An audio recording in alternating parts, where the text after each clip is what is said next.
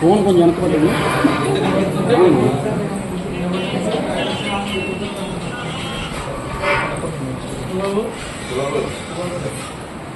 ఎందుకు అంత దగ్గర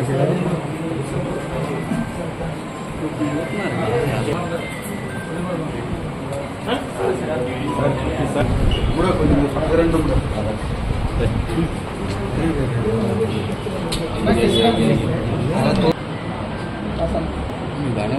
చెప్పలే ఓటేసుకుంటాను.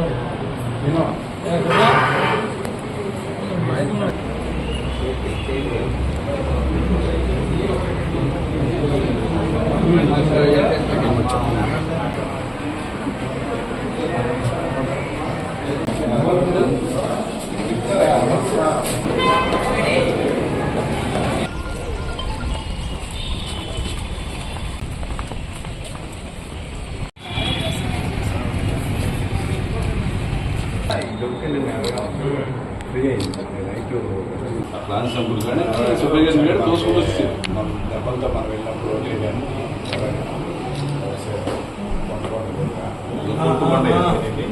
కొట్టు శ్రీను అతను వాలంటీర్గా రిజైన్ చేసి దీంట్లో నాకు అప్పటి వరకు తెలియదు. నేను ఓటేసాక వెళ్తాను, నేను హాస్పిటల్కి వెళ్ళండి, ఓటే తగ్గింది.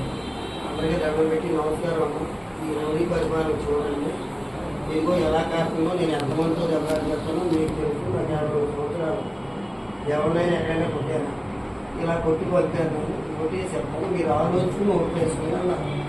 ఆ మాట అన్నందుకు ఇక రెచ్చిపోతాడు, ఎక్కడెక్కడ చూసుకోవాలి. మా ఊళ్ళు అడిగాడు బాగుందండి. ఎన్నికలు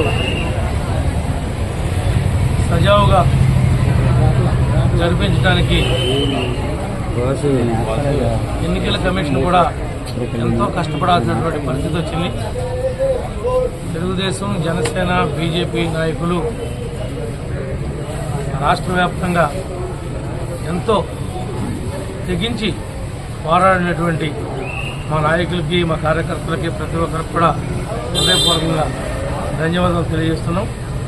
దాంతోపాటు వాళ్ళు చేసినటువంటి ఈ దాడులకు సంబంధించినటువంటి ఎవరైతే దెబ్బలు తగిలి హాస్పిటల్లో ఉన్నారో వాళ్ళందరికీ కూడా ఈరోజు వైద్య విషయంలో కానీ, మన కుటుంబాలకి ధైర్యం కల్పించే దానిలో కానీ మా వంతు పాత్రనే మేము పోషిస్తున్నాం. రేపు రాబోయేటువంటి ఫలితాల్లో వన్ సైడ్ ఫలితాలు రాబోతూ ఉన్నాయి.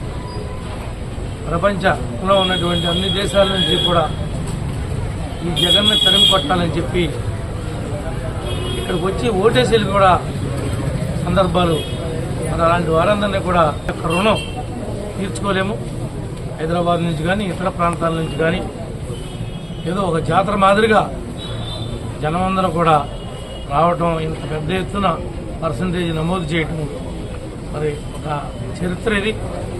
దీనందరికీ కష్టపడినటువంటి చంద్రబాబు గారు, పవన్ కళ్యాణ్ గారు, లోకేష్ బాబు గారు, వీళ్ళందరూ కూడా ప్రతి ఒక్కరూ పార్టీకి సంబంధించినటువంటి సామాన్య కార్యకర్తల దగ్గర నుండి పార్టీ అగ్రనాయకత్వం దాకా ప్రతి ఒక్కరూ కూడా వీరోచితంగా పోరాడాడు.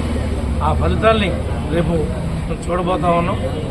ఎవరైతే ఎలాంటి ఎప్పుడూ లేని సంస్కృతి ఎలక్షన్లో దాడి చేసి భయపెట్టి బూతుల్ని క్యాప్చర్ చేసుకోవాలనేటువంటి దుర్మార్గమైనటువంటి ఆలోచనతో ఎన్నికలకు వెళ్ళారో వాళ్ళకి తగిన గుణపాఠం ఇప్పుడు ప్రజలు ఓటు రూపంలో చెప్పారు. రేపొద్దున వాళ్ళు చేసిన తప్పులు వాళ్ళకే చుట్టుకోబోతా ఉన్నాయని చెప్పి మీ అందరికీ కూడా తెలియజేస్తూ మీ అందరికీ కూడా